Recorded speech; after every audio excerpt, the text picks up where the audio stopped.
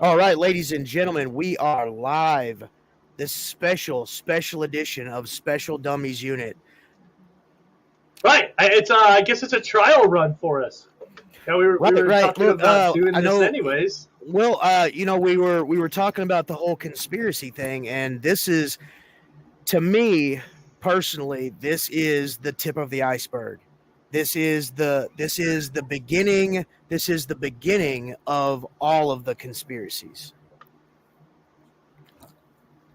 and hopefully by the end of this, you and me, we may have figured out our team dynamics for the conspiracy podcast, which I think that we already really have it. We just got to do it.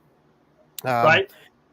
But Of course we're without David today. right, David. He's this is also a trial run for you and me, just us. So if you're watching, let me go ahead and fix my settings real quick because Yeah, I know. So something's going on with my Facebook every time. All right, let's see here. Oh yeah, I needed a link as I can't send it out. Dude, I tried sending the link, and it wouldn't let me. Like, it said there was an error. So I just copied the link and like typed it in like I'm a caveman, just typed it in. And Well, I can send it this way. you may be able to copy and paste it. I'm just sending it to a lot of people on my Facebook. All right, we'll see. Cool, bet. So all right, like, sorry. So though y'all tuning in, it is me and Bruce today, y'all, and we are starting our debate. Y'all, Bruce is a flat earther, which is cool. It is what it is. And I am completely circular. Like, hey, a quarter is round as well. that's true, but just gotta, if you'd set it up.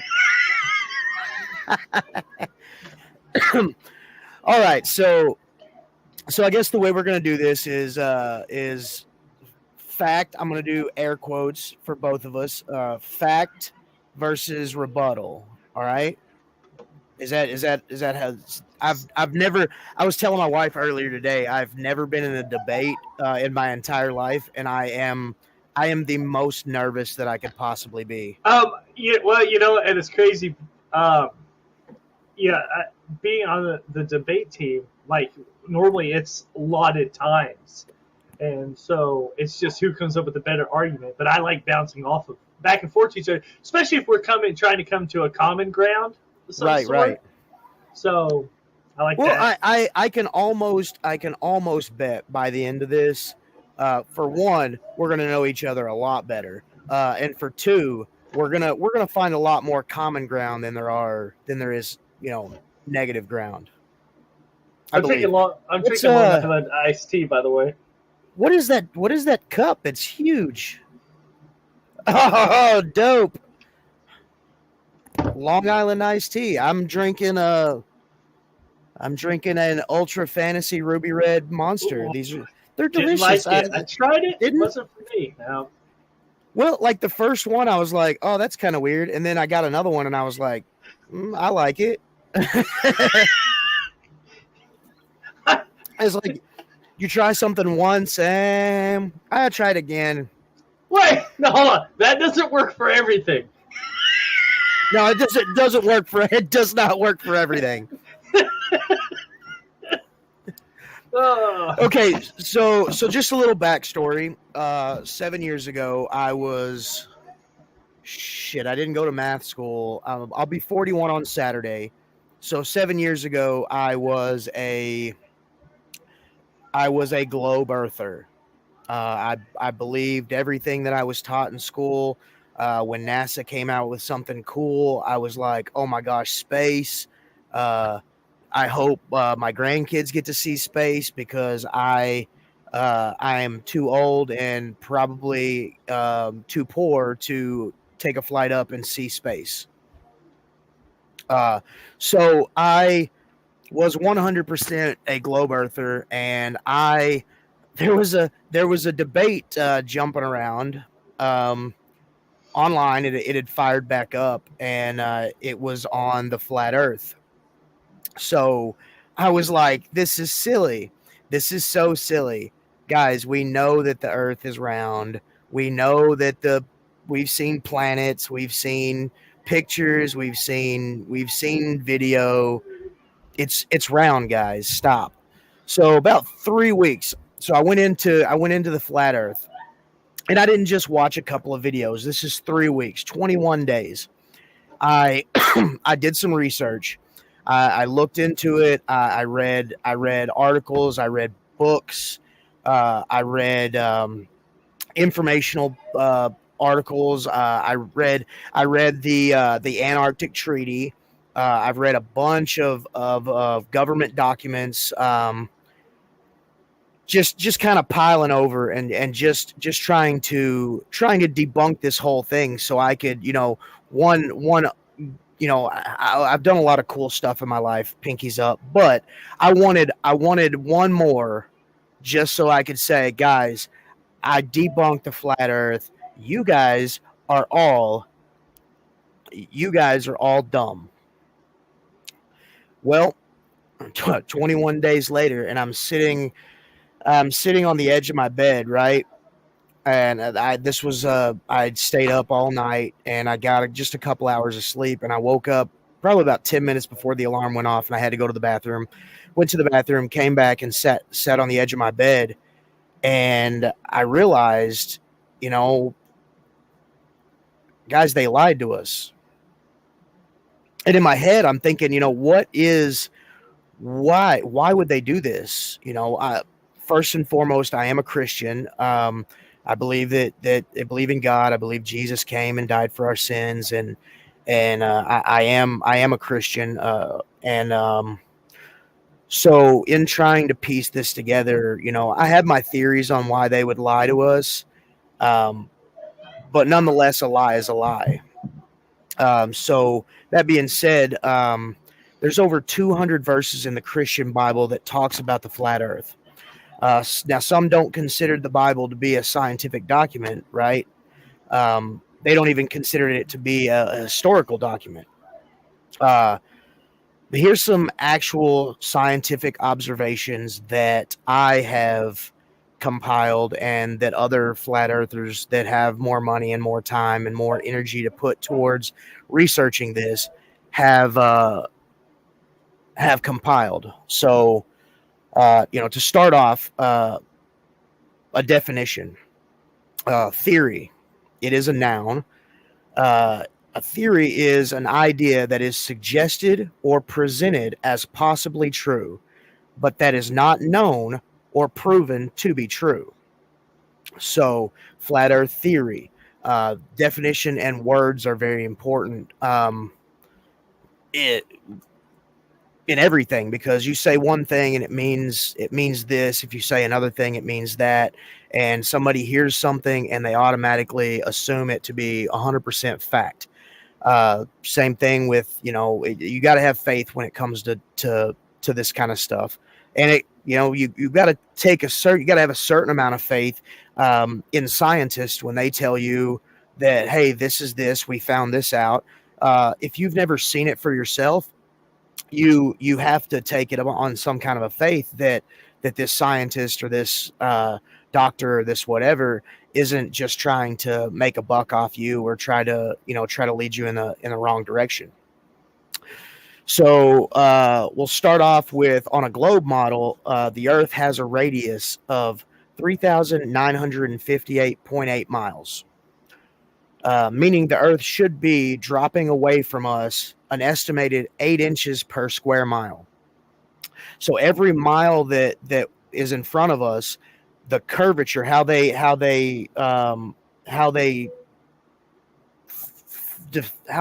basically decide what the curvature is, or how they figure out what the curvature is by this model right here. It's 1.23, which is I guess how fast the Earth is moving. it's multiplied by the square root of your eye level, which is roughly 6 foot tall. And then you get as how far to the horizon. That being said, if you do that math equation, it should be 3.01 miles to the horizon. Do you see what I'm saying? Does that make sense? So from where you're standing, if you're standing at sea level, you should be, your horizon line should be 3 miles in front of you. So basically, the human eye can see roughly 3 miles.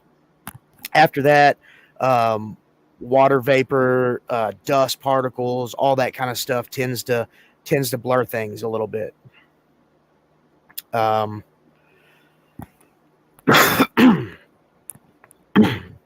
A spherical Earth has a circumference of 25,000 miles, meaning from side to side, side to side, from one side of the Earth to the other, 25,000 miles. The average passenger jet, I guess it's just like a 747, traveling for 1 hour at a typical cruising speed of 500 miles per hour, just to maintain altitude. So to keep their where they're at in the sky, they would constantly have to adjust their altitude downward, an average of 2,789 feet every minute. I've been on a plane before. I don't feel the nose being nose down every minute. If you look out the window, flat. The horizon is flat. What's up, Fred? What's going on, man? So, okay. I know that this was just that first part was just kind of leading into the first question that you can rebuttal, I guess. So Earth rotates at 1,038 miles per hour. Earth orbits the sun. What they say, Earth orbits the sun at 66,600 miles per hour, right? So we're spinning at 1,038 miles an hour. The Earth orbits the sun at 66,600 miles per hour. The sun orbits the galaxy at 500,000 miles per hour. And the galaxy speeds through space at 1,300,000 miles per hour. I don't feel movement. How did we measure that?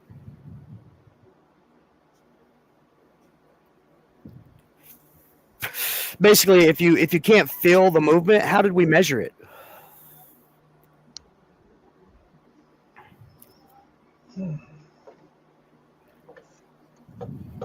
Let me think about that.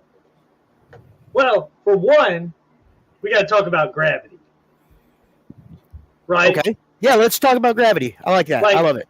Like, that's why we can't physically feel movement. What is gravity? Well, gravity is what keeps us down. But it doesn't keep bugs down.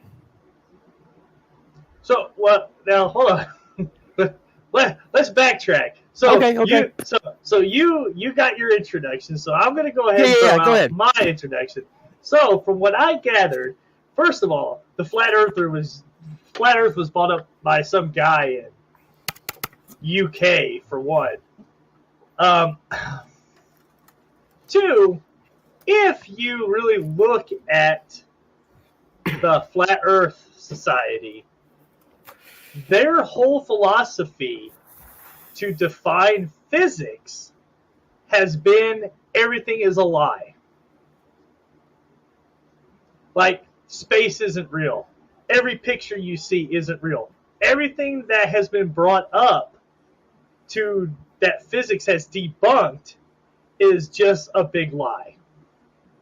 Like, that has been basically what I've seen from Flat Earth Society?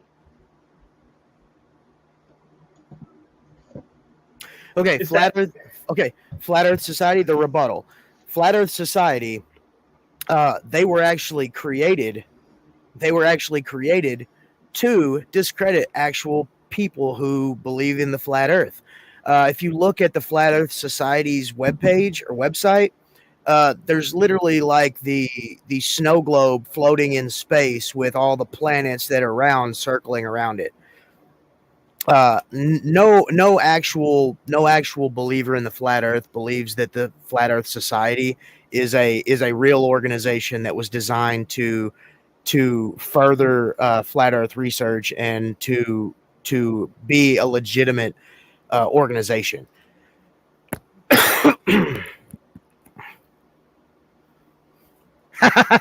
Sam, yes, so much better than the presidential debate.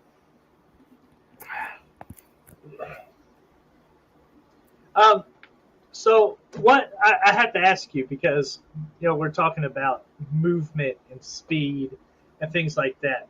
So what is your take on the sun? So, in the Bible, this is going to be a lot of biblical references and stuff like that.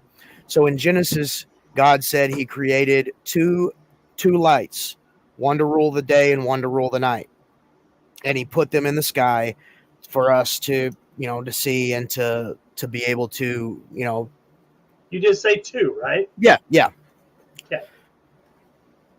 So the sun, not 99 whatever million miles away, much closer than that.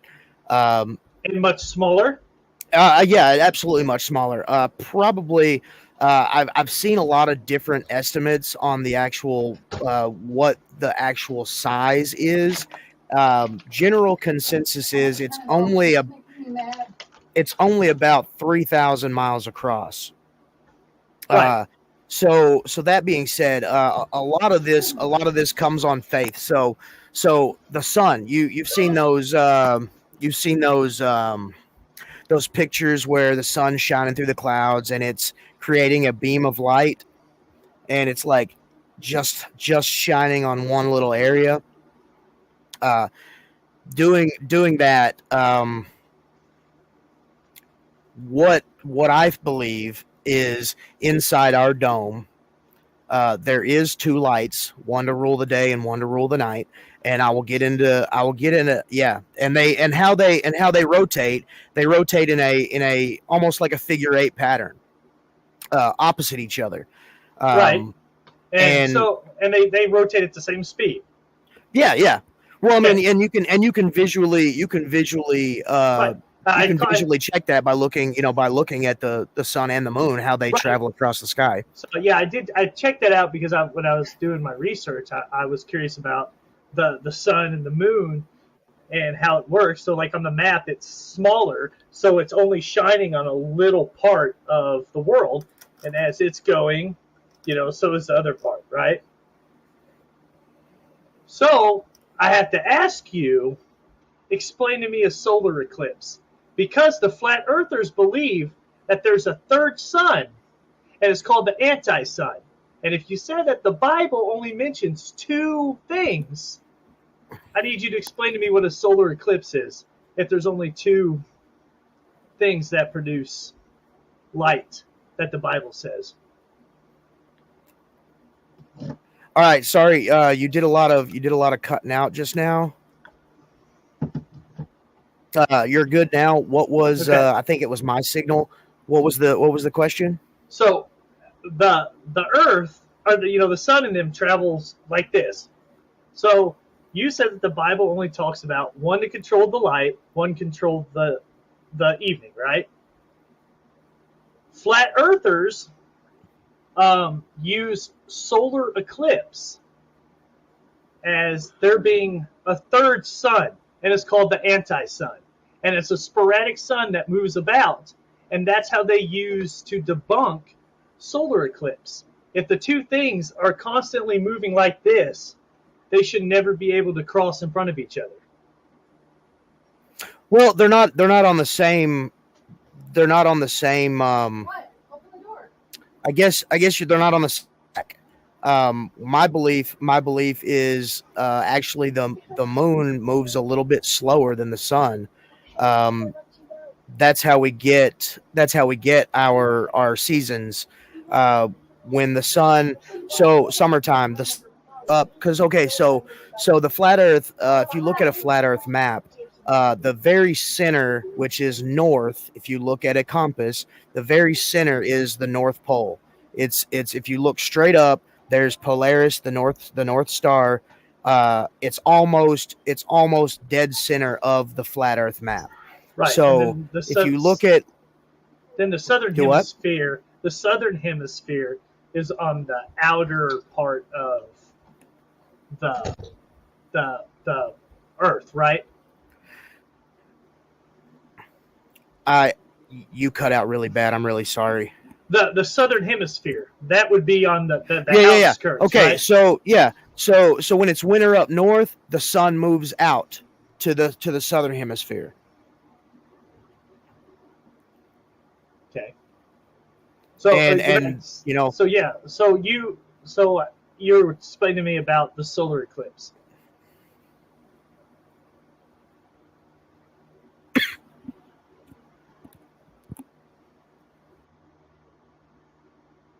Oh, well, that is not what anybody wants to see.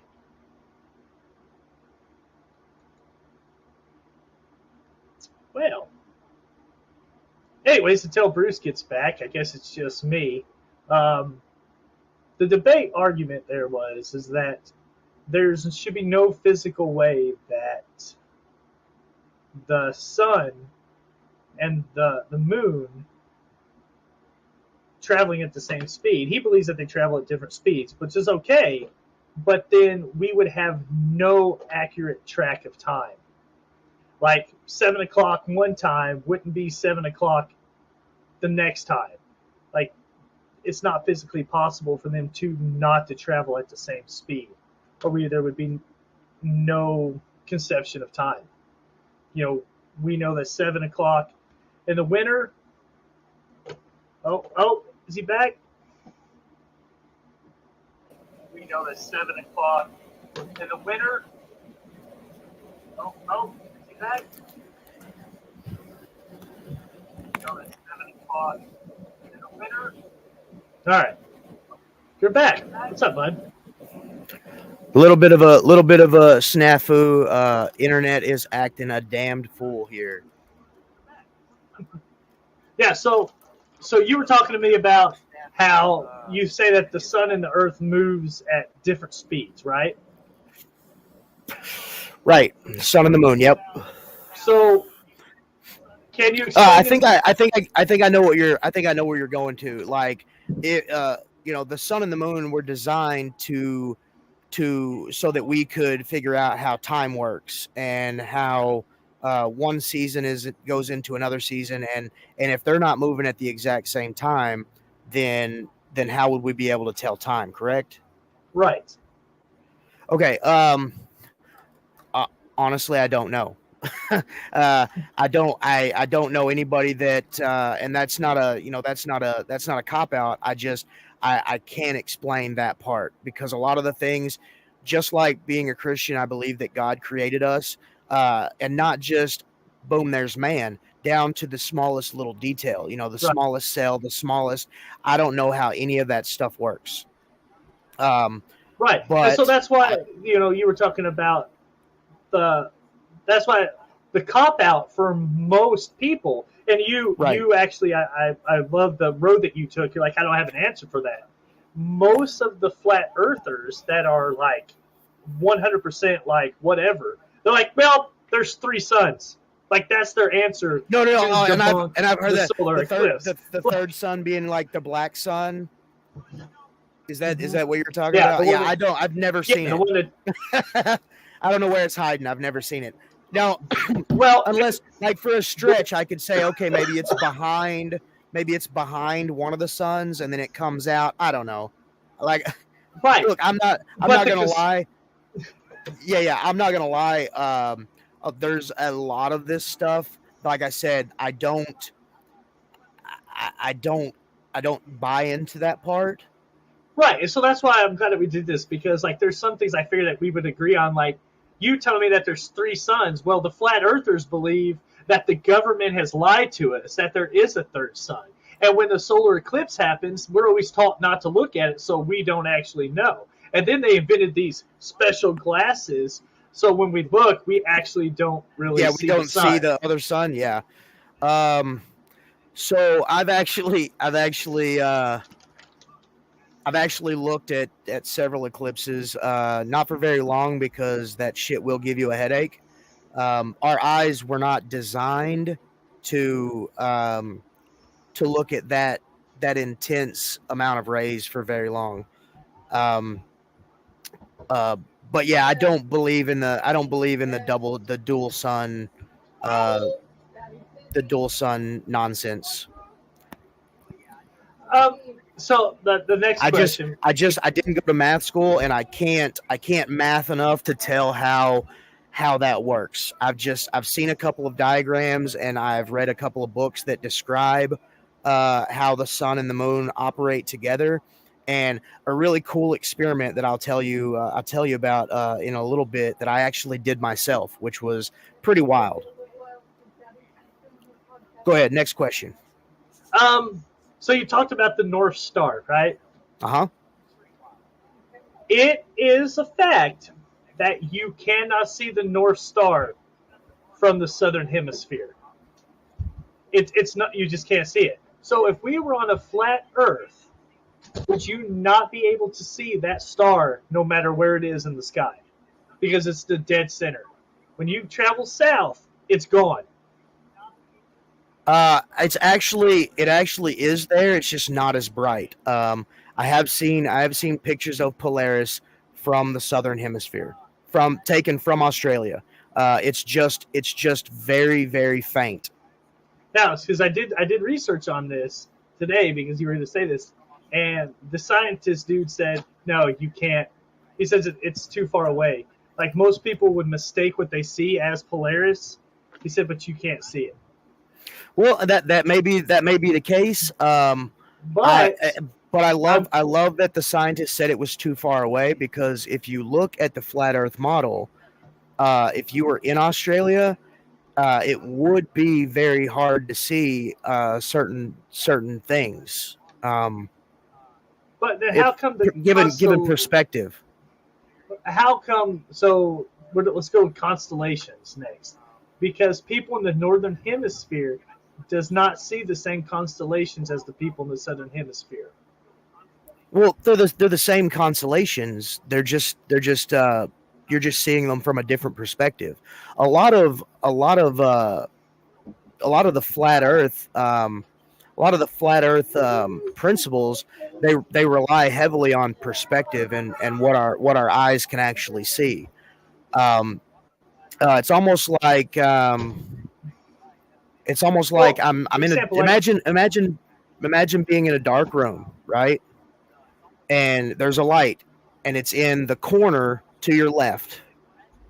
Now, if you move to the opposite corner that you're in, if it's in the corner to your left, if you move into the direct opposite, then that light will be to your right.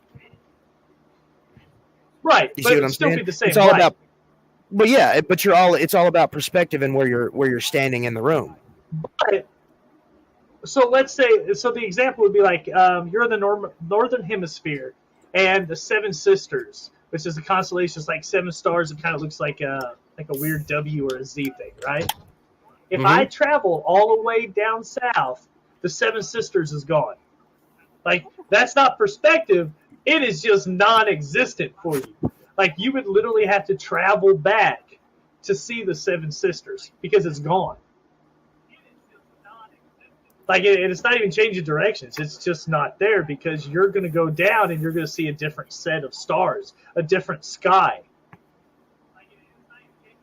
Like, it's almost like a whole complete switch of things that you see from the northern hemisphere to the southern hemisphere. Like, it's not even the same thing. Huh. There was a lot of interference in that there just now, but I think you were pretty much. I believe you were what you were saying was. So you see a constellation like this, when you're somewhere else in the southern hemisphere, it's upside down or it's not even there. It's gone. Yeah, it's non-existent. You almost see a brand new sky from the northern hemisphere to the southern hemisphere. They're not even the same. Well, you would see a whole different set of stars and everything. So but if you're on a flat Earth, you should be able to see the constellations no matter what. Like I could take a telescope and see that star. But even if you turn your scope, you're still not seeing the southern hemisphere because we're at the top if you're at the north. So somebody with a big-ass telescope still isn't going to be able to see, the southern hemisphere. Well, I'll have to do some research on that because everything that I've found says the complete opposite. So we'll put that on the shelf. Yeah, we'll put that on the shelf. So I went to Iraq for a pretty lengthy time, and I know it's supposed to be on the other side of the earth. And I saw when it was night for me, I saw the exact same stars, only upside down from when I was in, Southern California.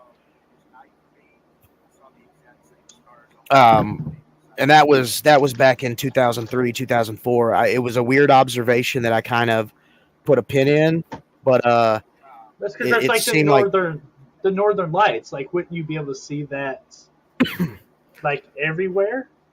No, it's all about perspective and where you're at on the earth.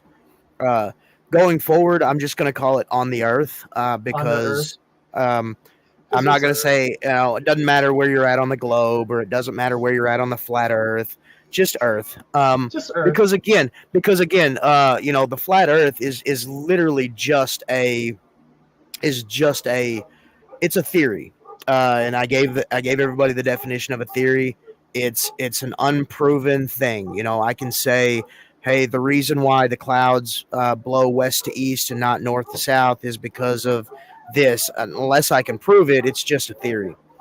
Right. So my dogs are going ham in there.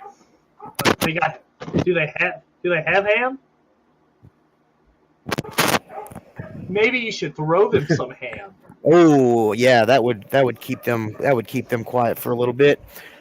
All right, so since we're going to shelf that constellation thing, I would like to revisit this in our future endeavors. Constellations, for countless, across millennia of recorded history, the stars have been exactly the same. They to this day, you can, if you're on the ocean, you can use the stars to navigate. If we're traveling at if we're spinning at 1,038 miles per hour and orbiting the sun at 66,600 miles per hour and speeding through the sun orbits the galaxy at 500,000, and then the galaxy speeds through space at 1,300,000 miles. And it's not just staying in one place while it does that. I've seen NASA video that says that we're actually in like a corkscrew pattern, traveling. Yeah. Some video. Well, it's a CGI video because we'll get into that in a second. But it's like we're corkscrewing through the galaxy or through space at like a bajillion miles per hour. How would those stars have never changed, not even once? I don't think we leave our constellation. Like, we don't leave the Milky Way. Well, no, the Milky Way. I know, but that's the Milky Way's moving. The Milky Way's moving as well. Right. So all those stars that you see is in our Milky Way. That's our galaxy. So that's just traveling with us. Like, that doesn't move like away. Like, we're not leaving our galaxy. So like the North Star is in the Milky Way. Right. So if it's all traveling, that's why we would always see those stars. I'm glad you didn't. I'm glad you didn't regurgitate the old adage of the stars that we see in the sky are all dead stars and planets, and because of light years, we're seeing all things that are billions of light years in the past. Oh yeah, the things that are just catching up to us that are dying. Well, Right. And like we're sending out we're sending out radio waves to try to talk to alien races that have probably possibly been dead for millennia, and our messages are just now reaching them. Like, sorry guys, no one's home. Yeah, we done killed the whole Earth. So I gotta ask you: do you believe in aliens? No, I do not. Right. Well, I was just saying if you're going to say yes because you don't believe in space. The reason I do not is because I believe that Earth is a closed system. I believe that anything that is here has been here. In the Bible, again, I'm gonna a lot of my flat Earth is faith based, religious Christianity based. So in the Bible, it talks about the angels that fell to earth, and that mingled with earth women and created giants and stuff. When they were punished, they were sent into the bowels of the earth, and anybody, in my opinion, anybody that tells you there's aliens, they don't know that they're actually demons. It's kind of weird because I love sci-fi movies. I love movies that have to do with space because it's interesting. But now I look at those movies a lot different than I used to. But you do know that the Bible also talks about the Earth as being round too, right? Again, I'll did I say this while we were live? A quarter is also round. Right.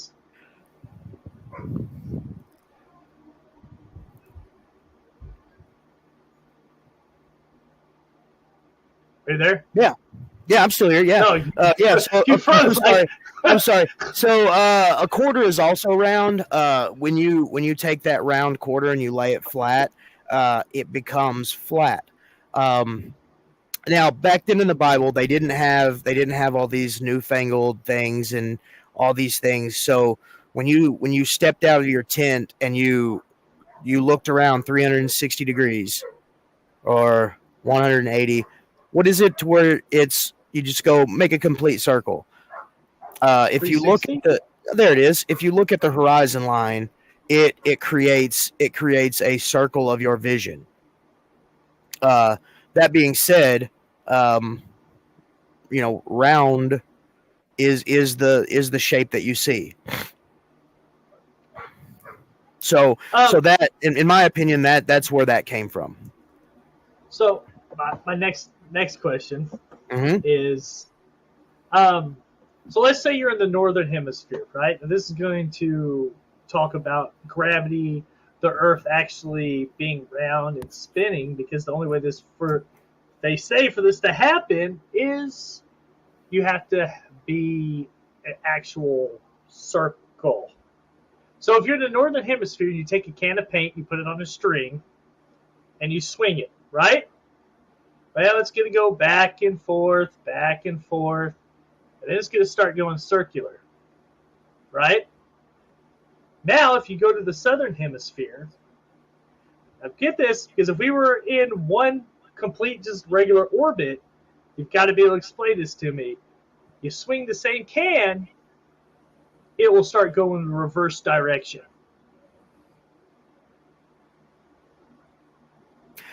So I think I know where this comes from.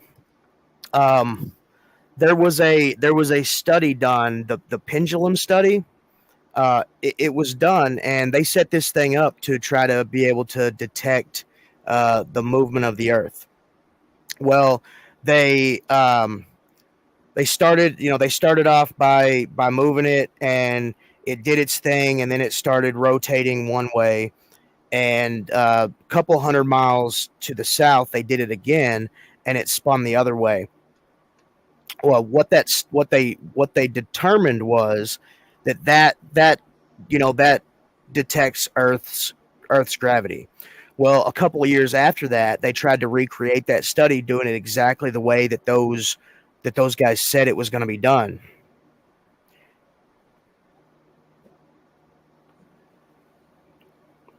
No, sir. No, sir. There's actually over 200 verses that describe the Earth being a flat, level plane.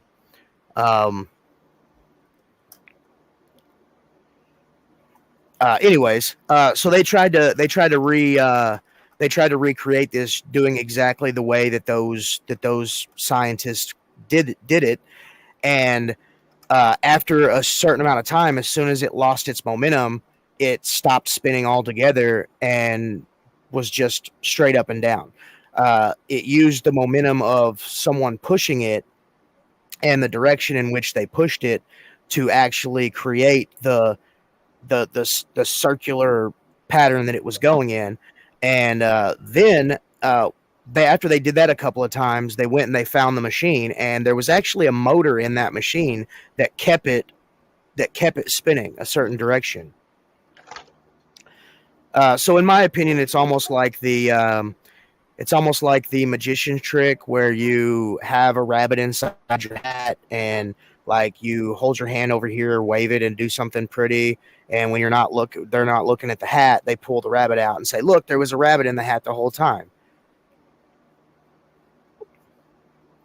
All right. Now it may not be true at all. It may not be true at all, but there's articles written on it. I've looked. I've tried to find an actual repeatable experiment that I can do that would determine the rotation, that could show me the actual rotation of the Earth, and I haven't found one yet. But I can go outside and I can stack up 7 or 8 rocks, and unless the wind's blowing real hard, those bad boys ain't moving. Okay, so do you know about the Coriolis? The Coriolis,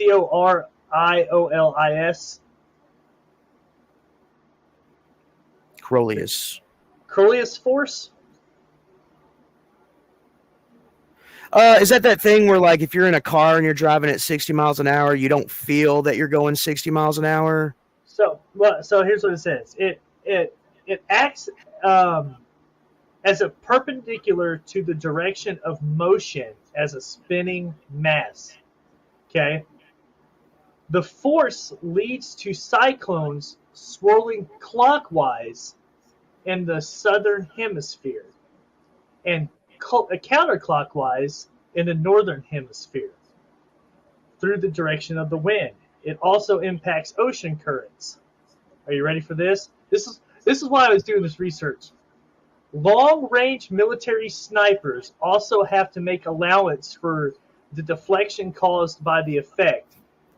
The only way that this effect can be done is if you are on a spinning globe that is producing gravity. So even long-range snipers have to account for. I wrote a thing down. Hold on, I gotta find it.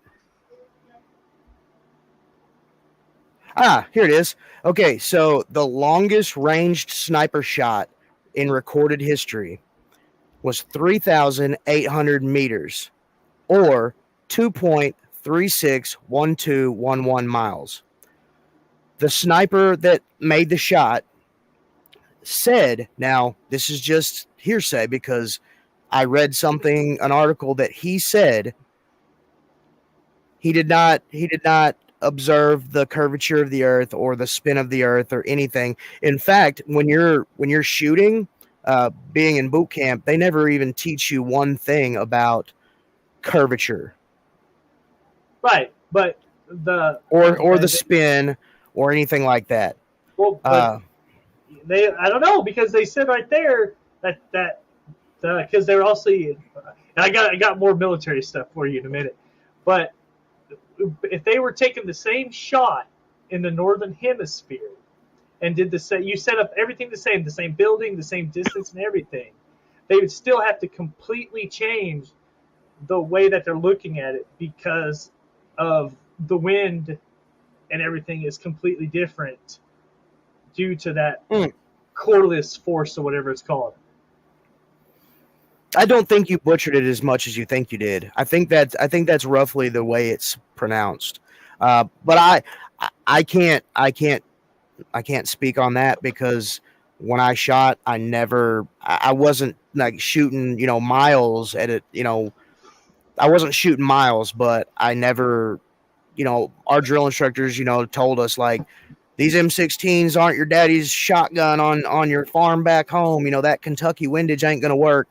Dude, I shot expert. I never accounted for, the aperture on the front or the rear. I never changed that and shot expert. So I can't really speak on that. And I can honestly say, sniper shooting has never been one of the things that's come up in my my research. All right, next, I got to ask you, Bruce, about the ice. Ice? The ice baby. So, do you believe that the Earth is encased by ice? A closed system. Well, not encased, just surrounded. So, if you were to travel to Antarctica. Now, do you believe, now let's get this right, do you believe Antarctica exists? Because the conspiracy is that from the other flat earthers, that Antarctica doesn't exist and that it's government made to keep you from thinking about climbing the ice. All right, so no, I do believe that there is Antarctica. I just believe that, and this was actually done by a sailing vessel a lot of years ago. So the Antarctica coast, the Great Ice Wall. So all the way around. Besides, there's a couple of islands that you can actually go to, but that's as far as you're allowed to go because of the Antarctica Treaty. So all the way around, 150 feet tall. There's plenty of pictures and videos of boats traveling up to the coast, which is 150 feet tall, and you'll see helicopters taking off from the boat to drop people on the shore. So what I believe is that there is, I can't give an exact number because I'm not 100% certain. But from the coast, let's just I'll just throw out a number. It's going to sound goofy, but I'll just throw out a number. Let's say 500 miles. So 500 miles is like from my house to like Texarkana, which is a pretty good distance. So that being said, if from the coast to the base of the dome, it's 500 miles. In negative 57 or below weather, there's no way you're surviving without extensive knowledge in cold weather training and gear. You have to be completely like heat suited out. So where was I at? So yeah, the average temperature is negative 57 degrees. That's freaking cold. And the human body, and you could tell because there's not a whole lot of people there's not a large number of people that live in the northern hemisphere past a certain point, because it's just too cold. I mean, there's some people that have adapted to their surroundings, and there are people that live up there, but after a certain point, it's like nothing can survive here. Right. I mean, I agree with that regardless of being enclosed in ice. Like, at some point, it's so damn cold that nothing's going to live. Right. But, so, how do you explain beaches? Like, beaches. Where's that water? Yeah. Like, where's the water from the ocean coming? It's just here. I mean, is it coming from the water that's surrounding everything in that frozen ass temperature? Now back to the Bible. God said when he flooded the earth that, the Bible says that they opened up gates below and above and let water in. Right. That being said, I believe that this is a closed system. I believe that there are no resources that are going to completely go away. Right. Oil, when we were growing up, oil was crushed up dinosaurs. It's not fossil fuel. It's actually plant. It's a plant-based. Right. It's plant-based, and I don't believe that there's a finite supply of oil, and once we use it up, we just won't have any more. Right. I believe that God put us here and put us in a position to where a lot of the things that we use, so to speak. Well, I was more referring to the temperature of the water, because all the oceans run together, right? Arctic, Pacific, Atlantic. But if everything is just surrounded by ice, I need you to explain to me how we got warm water, because that shit should be cold everywhere. All right, you got to say that one more time. You cut out really bad. If everything is surrounded by cold water, like you got the Arctic Ocean, right? Like, there's no doubt about it. All the oceans run together. Obviously, the southern hemisphere, it's warmer. That's why that water doesn't freeze, right? So I need you to explain to me about water temperature, and he's gone again. Bruce, come back. Well, that's interesting. So anyways, what I was going with that, y'all, is if everything is surrounded by cold water, I need to explain how the water warms up in the northern hemisphere and southern hemisphere. Completely different waters. Oh my God. Oh. Dalton, listen, you can't put live and then counter with life. That's why you're a Dallas Cowboy fan. Lord baby Jesus. All right, well, you also said there's some people in the comments here. I'll wait for Bruce to get back. Y'all, we're going to try doing this more. Y'all throw out some ideas on other things that we should debate. I think most of the time that me and Bruce is pretty well on the conspiracy theory list together. Titanic, faking the moon landing, things like that. So yeah, y'all go ahead and throw out some ideas. Let's.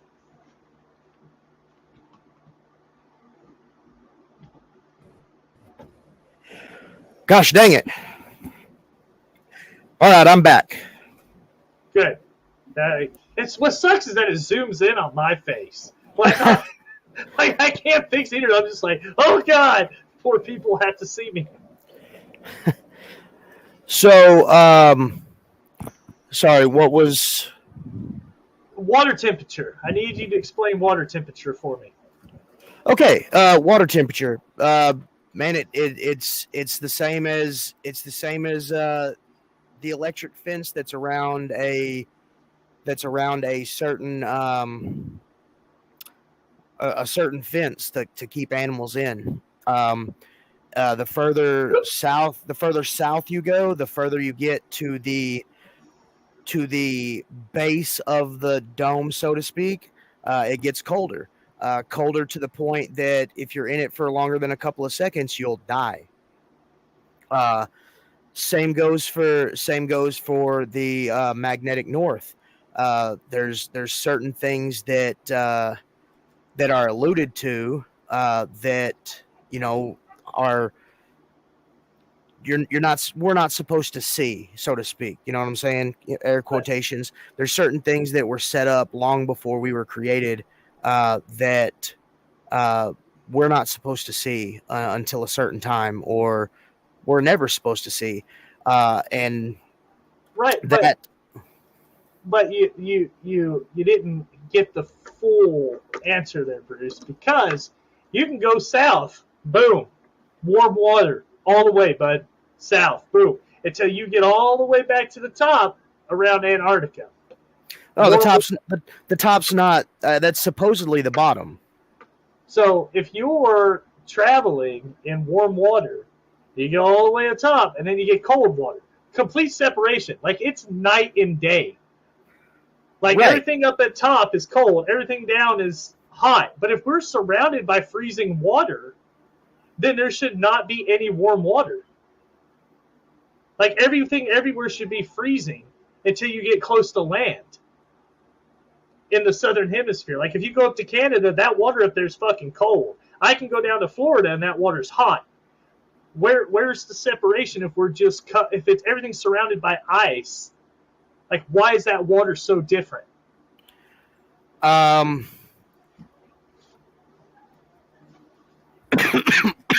this is where I differ than most people. When I believe that when we were created to be in a certain area. The areas that are off limits, like I said before, those areas are designed to keep the human body away from them. So when you go all the way to the south, so on a compass, magnetic north, doesn't matter where you are, it will always point to magnetic north. So that when I say south, I mean away from the North Pole, away from the center in my map. So that being said, the further out you get, when you get to the ice, the thing that is keeping us in here, so to speak, that's designed to keep us away from the dome.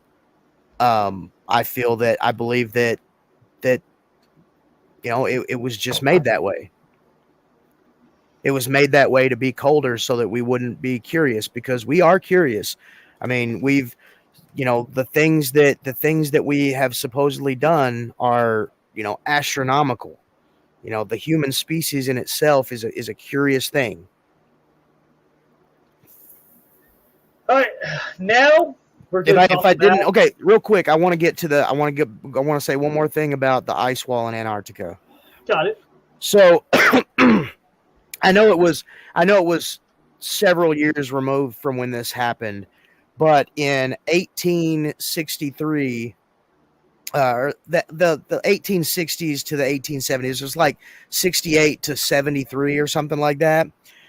This British ship called the Challenger, it took them over 3.5 years to circumnavigate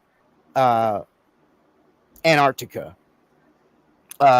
They logged in 68,890 nautical miles, and this was strictly keeping the coast on their port side, which is the right side, and going around around Antarctica supposedly, which is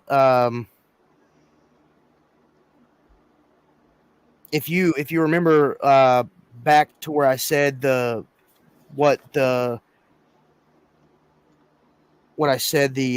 circumference of the Earth is 25,000 miles. Okay. So they didn't circumnavigate it 3 or 4 times. They circumnavigated it one time and logged in 68,890 nautical miles.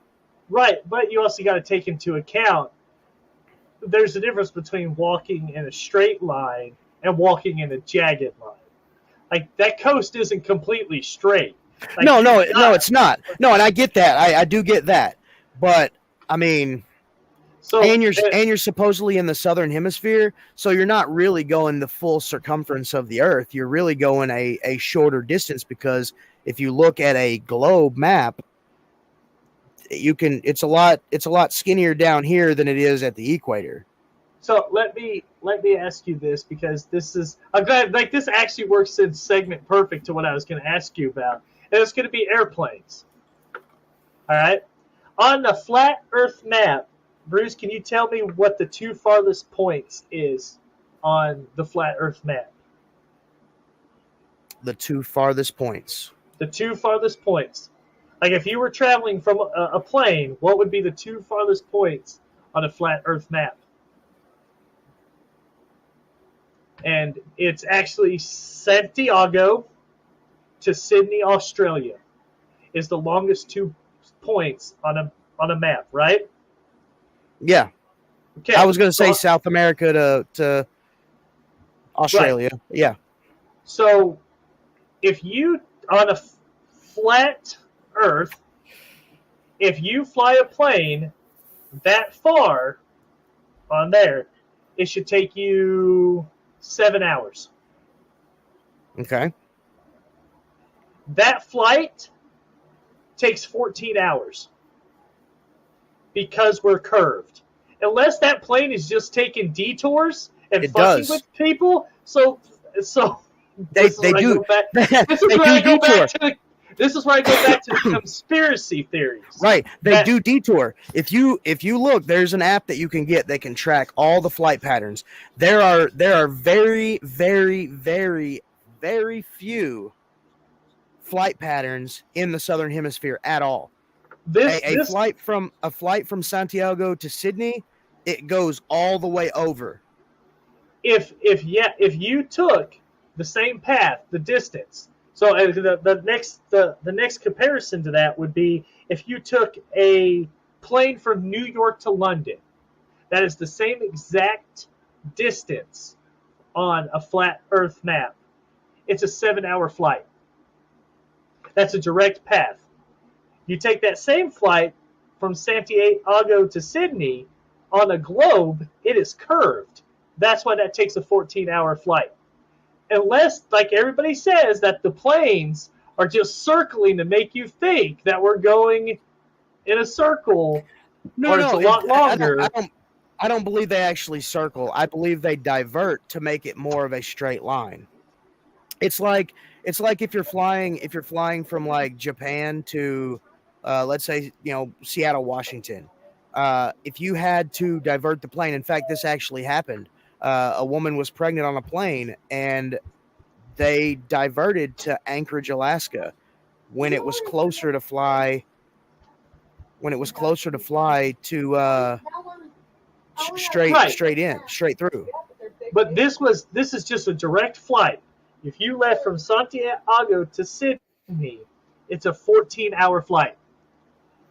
Straight there. There's no such thing as straight flights. Right, because we live on the curve. You cannot book a straight flight. Well, this was mathematically hypothetically. I get that. Hypothetically, yes. But that's the thing. You could never ever they won't do it. Well, I know that, but I'm saying, like, if it could, but I want you to explain to me how that same flight, if you take out, all the detours and stuff, from London to New York, 7 hours, from Sydney, Australia to Santiago, the same exact distance on the map, 14 hours. Well, if you look at the I will say it, if you look at the flat Earth map, they're the furthest distance apart, so I could see how they would be a 14-hour flight. But if you take that same flight on a flat Earth, that's a 7-hour flight. Right. Because that's the same distance from London to New York. But in real life, that's a 14-hour flight. Right, but if you look at the flat Earth map, that's not the same distance from From London to New York. it is. That's why I did that research, because that's what I wanted to give you that example to see if you could debunk that. But yes, this on the map from distance wise from on the globe, because obviously the globe is condensed on a round, right? So you're not actually seeing the full spread of the Earth on a globe. So Right. in an actual distance, it's the same exact distance from on a flat Earth map to the globe. They're the same exact. I will again. I'll have to look into that one because I don't have an answer other than that's with taking those with taking the detours and the layovers and all that stuff out and the refueling. I really don't have an answer for that. I didn't think that on an FE map that they were the same distance.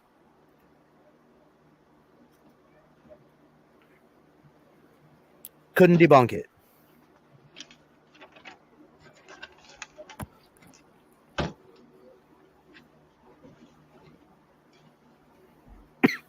Okay. We covered that. All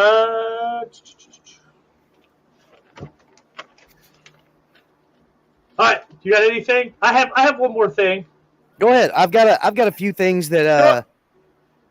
Okay, I'll go ahead and do my actual things that I've done that confirm to me that the Earth is flat. Yeah, I'm actually curious about this. So, I used to be an oil tech, and I used to have a I used to have a I still have it, but it was a laser thermometer. And man, you could on a hot day you could put that outside, and dude, the pavement would be 117, 120 degrees. Inside it would be a different temperature. So it was fairly accurate. And what I used it for was to just kind of gauge the oil pan. I think I'm about to cut out because my signal is really low. No. Okay, we still here? Yes, we're good. You awesome. You were saved. Awesome. So right now I have laser thermometer, and I heard something about an oil pan. That's okay. Yeah. So right okay. So I would use that. Laser thermometer to gauge how hot the oil pan was that I was about to touch. Okay. So I took that, and this is something that I did probably week 2. Remember I said, well, even the Bible says God created 2 lights, one to rule the day and one to rule the night. So I actually did this. Experiment where in the daytime, same exact place, I shined the laser thermometer on the pavement, and then got the temperature for that on the pavement, in the light, in the sun. Then I did the same thing, but in a shaded area, like under. I think we had at the time in my front yard, we had a barbecue grill, and it at a certain part of the day, it created a pretty good shade. So from the sunlight to the shade, there was a couple of degrees temperature drop. So if I went from the shade to the sun, it would go up in temperature, obviously, because the sun was directly contacting the the surface. So one night I did the experiment in the day. I wrote down the temperature and the temperature, right? So nighttime, same exact situation. I shine the light on the pavement that the moonlight was touching. And then I shine the light in the shadow. The temperature was actually colder where the moonlight was touching than in the shadow where the moonlight wasn't touching. So that, for me, if it kind of makes sense, if you see where I'm going with this, the moon actually gives off its own light. It's a cold light, but it's still a light. Have you noticed how this is something that I was like, well, okay, supernatural God woo woo explanation or scientific explanation. It could be either one. Scientifically speaking, the air particles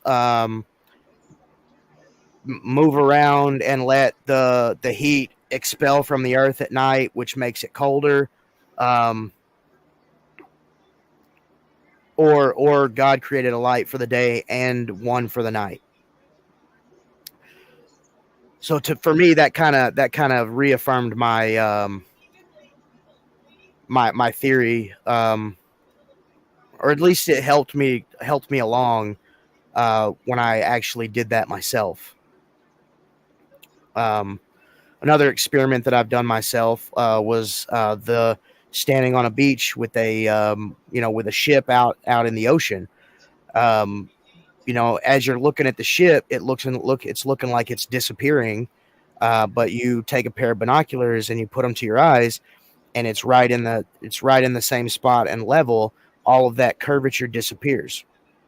What that has to do with, like I said before, with the water vapor and the dust vapor in the cloud in the air, and our eyes only being really able to see up to 3 miles.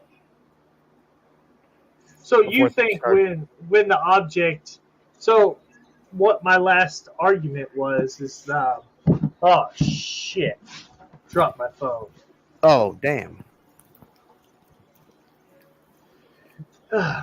So this captain in the army was, yeah, this is one of the things I read about. Because we were talking about the distance thing, right? Let me find the story here. This is actually pretty interesting. Oh, nope, that's not it.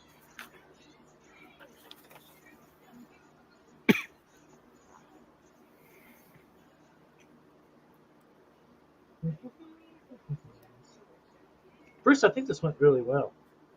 Absolutely. I'm feeling really good about this. Oh, where's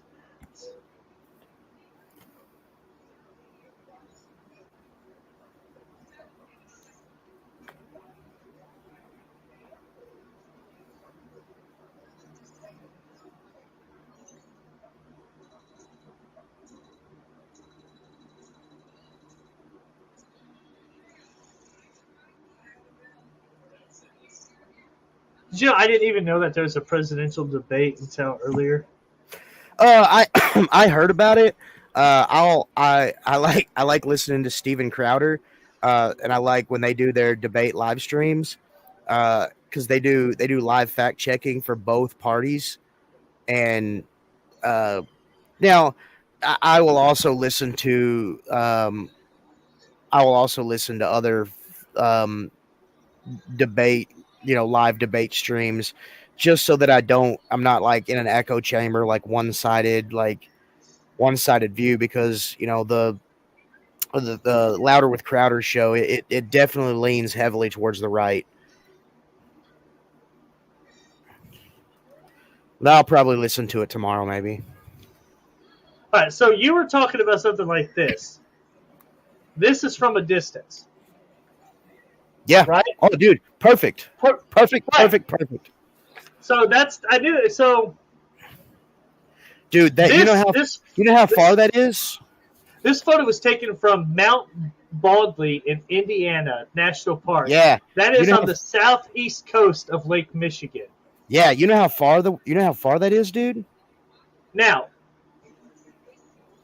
the reason that happens, I mean, if you're going to take it into account, because this was one of the arguments.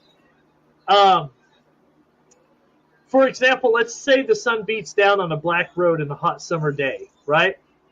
The warm ground heats up the bottom, a few centimeters of air, reflecting sunlight up to your eyes. You can see that. Like, you can see the heat coming off of that, right? Right. as a distance, when the coming off the water mixing with the heat, the light bends towards the denser air, which allows you to see those objects farther than you normally would, and it all has to do with the air. This captain put a camera on a falcon and had him fly away from a far off building. And of course, as the eagle was flying away, as it was moving, you would lose the thing. Like if we were on a flat Earth, you would be able to see that for miles. But as you get farther away, the object disappears. It's perspective again. You saying that it's like but it's like you're standing on a street and you see the street lights. That street light that you see farthest away isn't that big. It's the same size as the one you're standing right beside. You just see it differently because of perspective. Okay, but so let's say,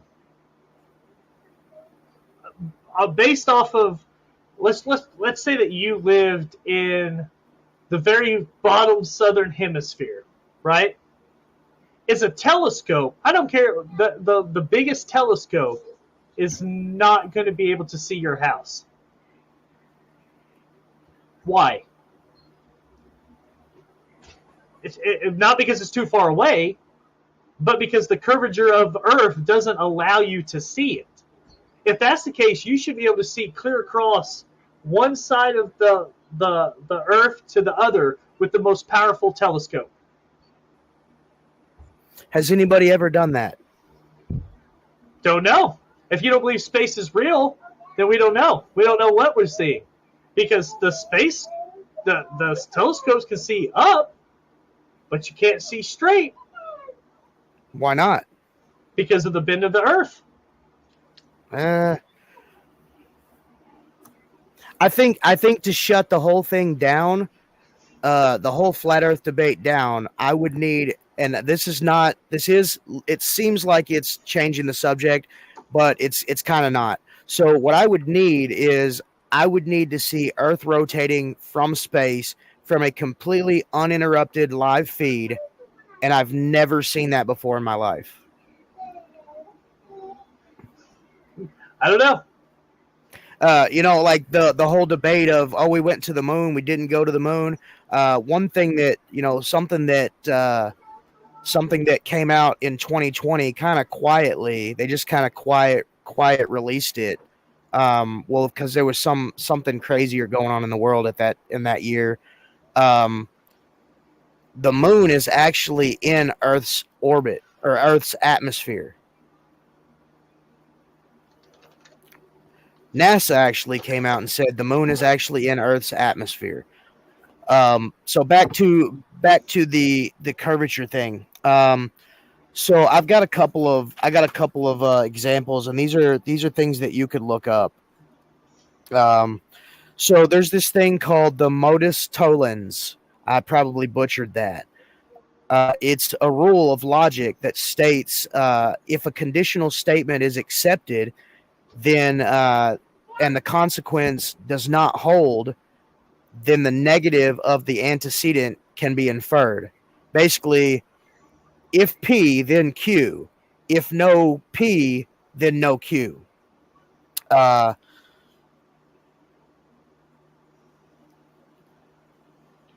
So the Earth has a circumference of 24,902 miles. Then there must be a measurable 781 meters, which is 250 or 2,562.34 feet of vertical drop for every 100 kilometers or 62.1371 miles section of Earth. All right. The Salar de Uyuni, it's a Bolivian salt flat. It's 62 miles with only an average vertical drop of less than 1 meter. That's 62 miles. and it has a average vertical drop of less than 1 meter. 1 meter equals 3.2808 feet. So what I read before is with a circumference of 24,902 miles, there must be a measurable vertical drop of 2,562.34 feet over every 100 kilometers, which is 62 miles. So every 62 miles, there should be a noticeable vertical drop of 2,562.34 miles or feet. Now, those salt flats in Bolivia, they are roughly 62 miles, and they only have an average of less than 1 meter of vertical relief over an area of 9,000 kilometers squared. No curvature. Now the Paglio Orba. Right, but what height are they looking at them at? Like shit, I can see forever if I'm at a high enough point. No, it's at it. This was done at 6 feet. So the average human height is 6 foot. I guess they've determined that over years of averages and did the average, the 6 foot height. Because a weird thing that happens on a globe Earth with the curvature, you would have to rise to the horizon. When you looked at the horizon, it would always be below you. But on the flat Earth model, the horizon always rises to eye level, no matter how high you get. So that's why when you're in an airplane and you look out the window, you see that horizon right at your eye level.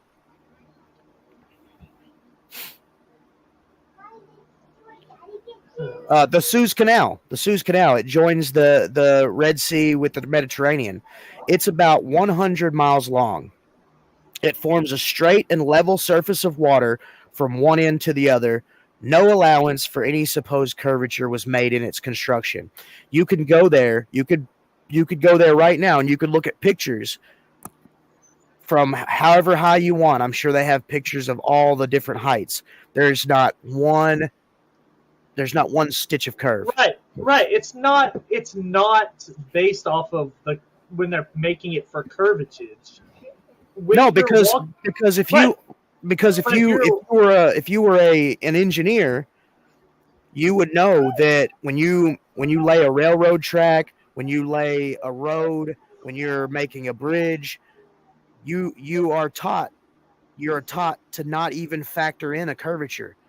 Right. Well, because it's so minute that it doesn't affect us. That's why it doesn't happen until you get so far away.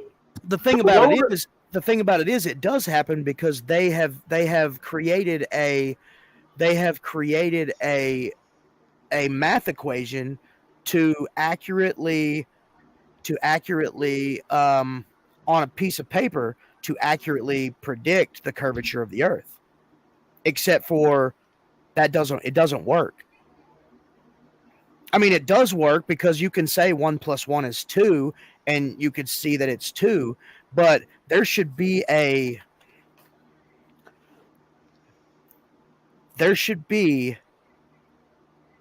every 3 miles, there should be at least 8 inches per square mile of curvature. So every 3 miles, boom, there's 8 inches of drop. There's 8 inches of drop. There's 8 inches of drop, so on and so forth. So if I'm making a 50 mile, like, don't get me wrong, like, I'm not saying that the Earth is completely flat and there's no mountains or there's no hills and valleys and whatnot. I'm saying on a grander scale. So what I wrote here is basic geometry kills the ball Earth. Because that's that math equation where it's 1.23 multiplied by the square root of 6 foot equals 3.01. That tells you that to the horizon line, is 3 foot or 3 miles, then there should be a drop, a noticeable drop in the for the curvature. There isn't one.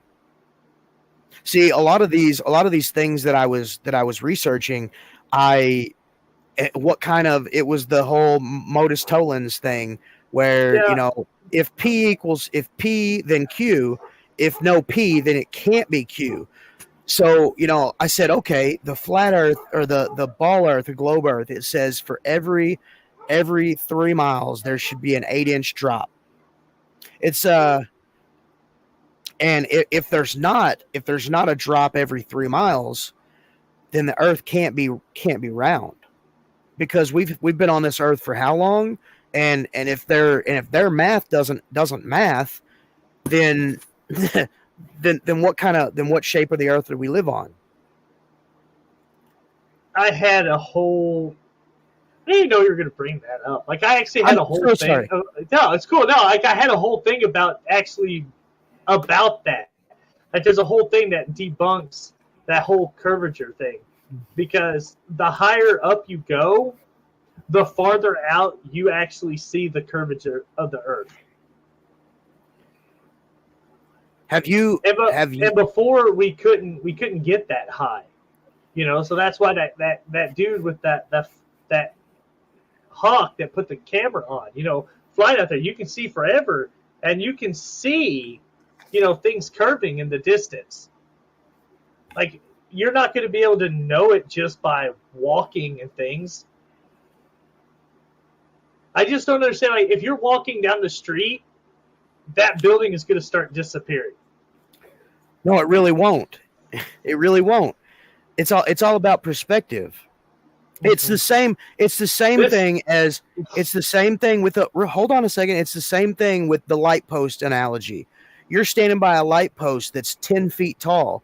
If you look a mile away and you see a straight path of light poles, that light post at the end is going to be this tall. What is that? So that's a diagram if you're looking at something straight. Okay.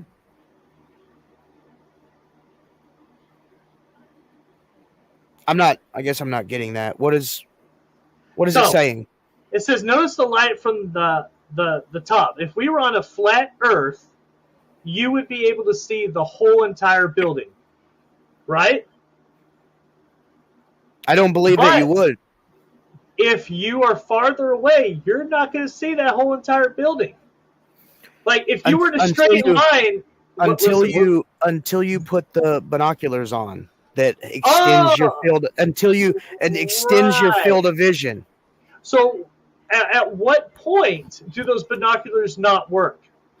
Whatever the magnification rate is. Okay, I mean, so I guess we could design an experiment. This is where we're going to. I think we should end that here, because this is one thing I think that me and you are going to go in a circle about, is being able to see something from a distance that if you were in a straight line, you could be able to see forever, that you can't see on a circle. Right? Well, a lot of I don't know, because I think again, like, the human eye is only designed to see a certain distance, and after that everything starts to blur. So let me ask you, that blur that you see on a hot day on a pavement, that's going to start affecting your field of vision. So if I gave you the most powerful telescope and I stood you on a high level, you should be able to take that telescope and be able to see the Egyptian pyramids. In theory, yes. But you can't. Because they won't. There's nothing that's designed to be able to do that.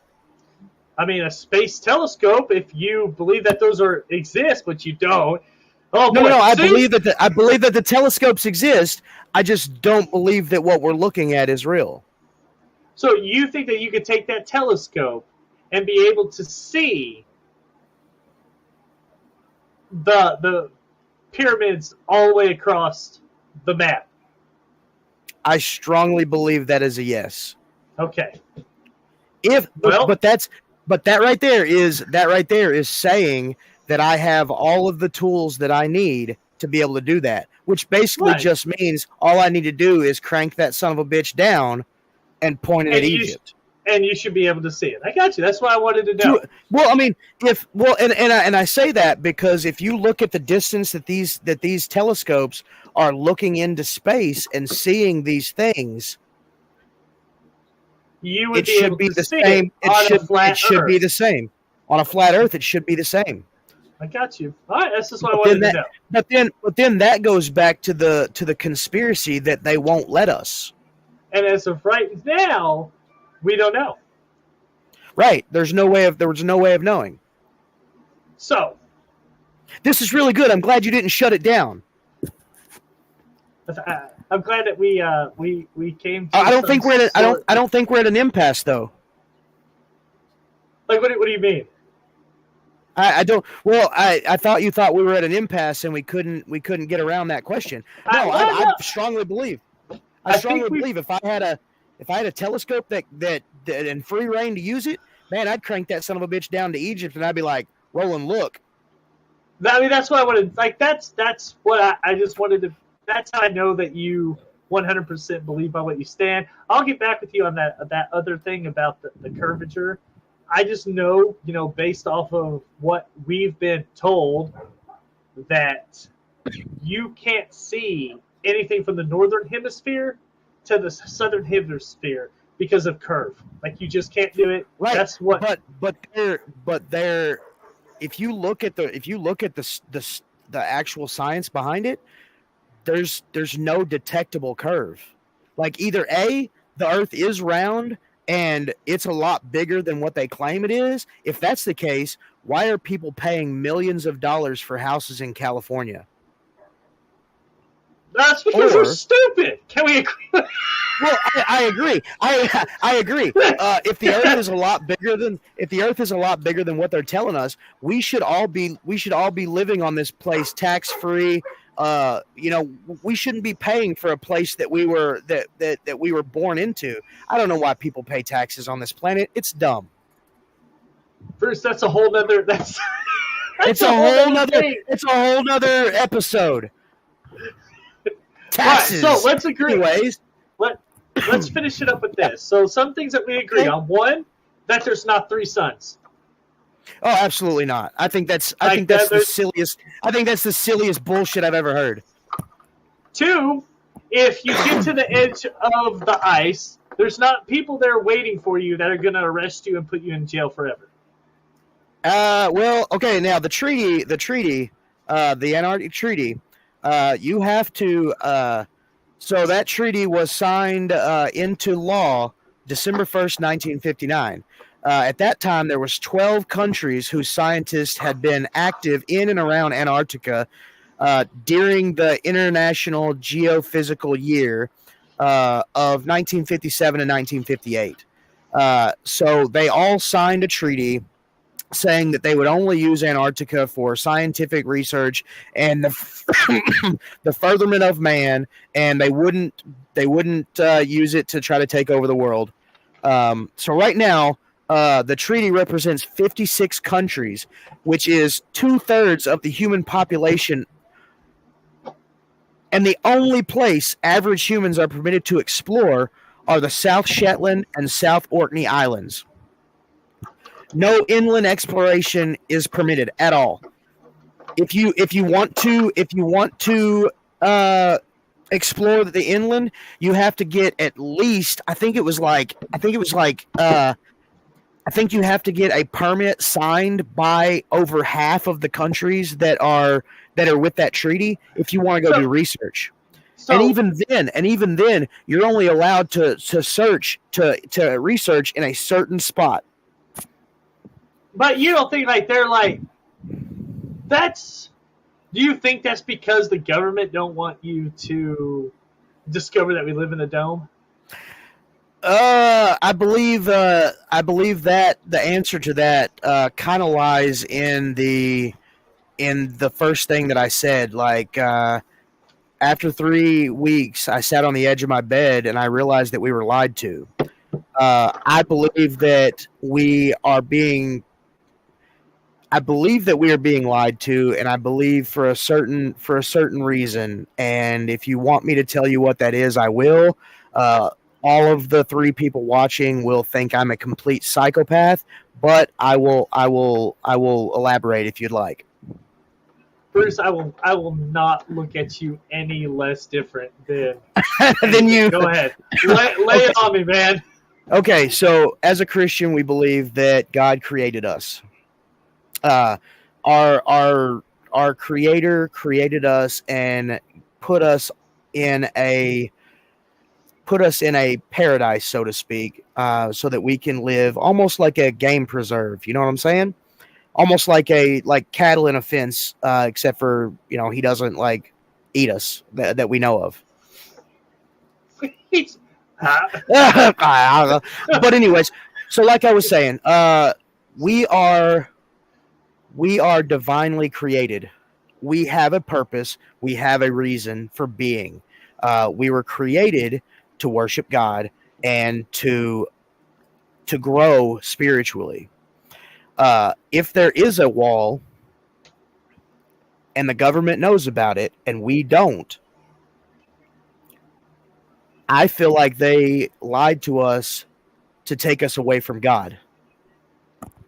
I believe if there's a dome, it will do the only thing it will do is reaffirm to the entire world that we were created by an all powerful, almighty, omnipresent God. And globe Earth, what it does is it makes us an insignificant accident.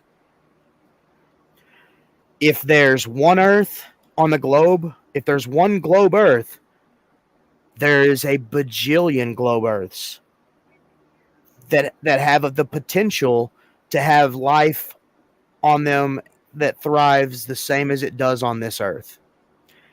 That being said, if they are out there, if this is a globe, then we are an insignificant accident, and there's nothing more. There's nothing more to us than being an accident. But if there is a flat Earth and there is a dome, we are meant for something greater. And I feel like that was the lie.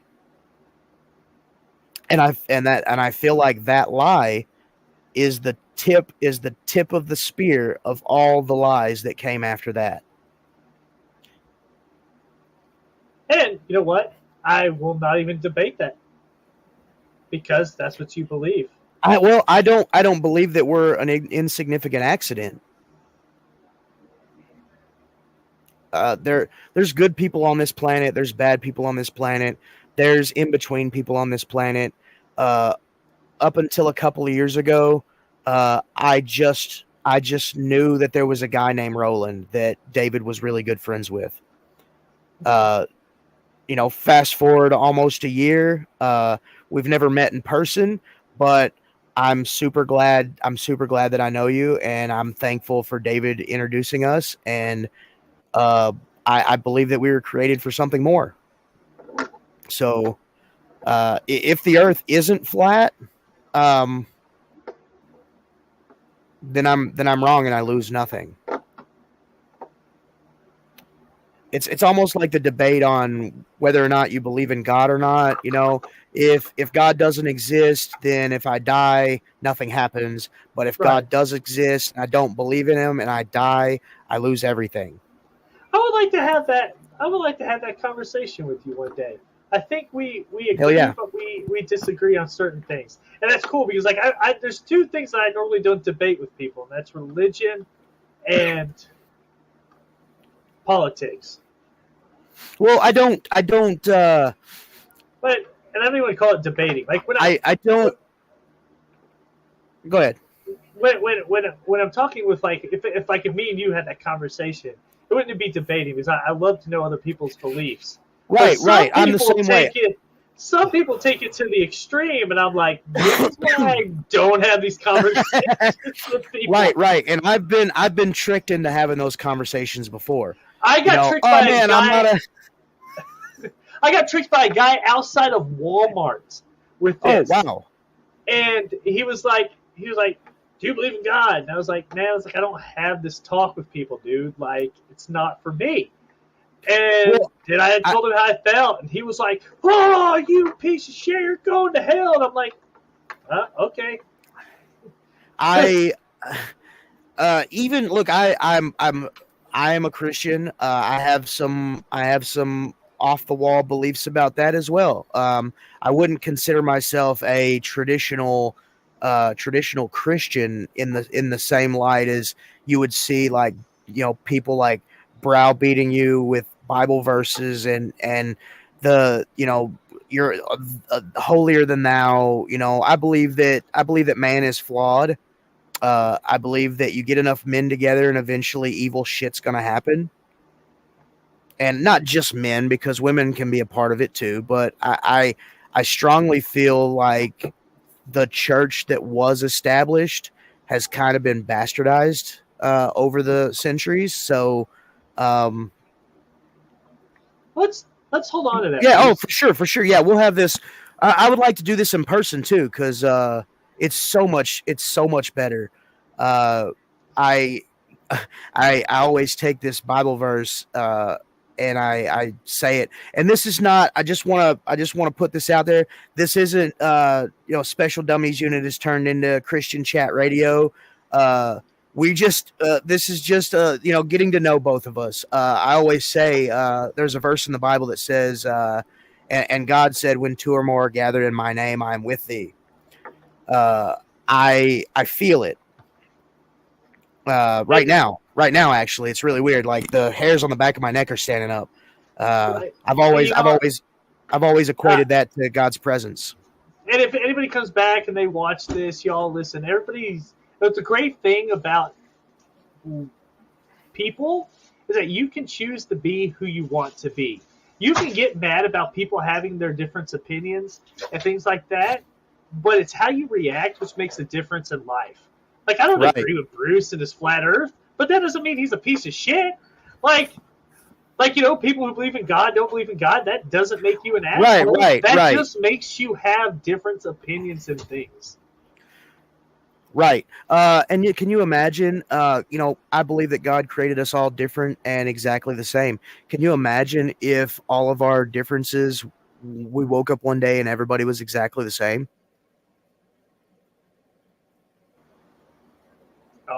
Oh, did he get back? And I am. Okay. I think it would be miserable. What was the last part you guys heard? You're cutting out again. Shit. You want to cut the last words? Yeah. Let's go ahead and do that.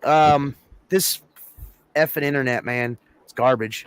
Anyways, oh man, shit. We got to do round 2. We didn't even get to satellites. Crap.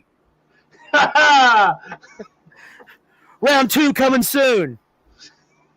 You want to start or I'll start? I'll start. All right, everyone. Thank you for watching the show today, guys. I know it was way different than usual. This was a test run for me and Bruce. It was really cool to talk with you and get to know your perspective on something different. I think this went really, really well. Like, gosh dang it. Y'all, and if you tune in and watch later, like I said just a second ago, it's okay to have differences. It's okay to talk about differences. How you handle them is what makes you who you are and defines who you are in the moment. Right. Hey, if you guys are going to roast me on the interwebs, be sure to make it shareable so I can share it too, because that shit's hilarious. Y'all have a good night. Absolutely. Love y'all guys. We're gonna go ahead and sign off.